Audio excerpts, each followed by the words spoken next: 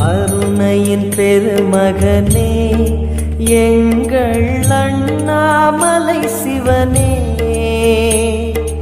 ஆடிய பாதத்தில் ஓரிடம் வேண்டும், ஆடிய பாதத்தில் ஓரிடம் வேண்டும். அருள்வாயீஸ்வரனே,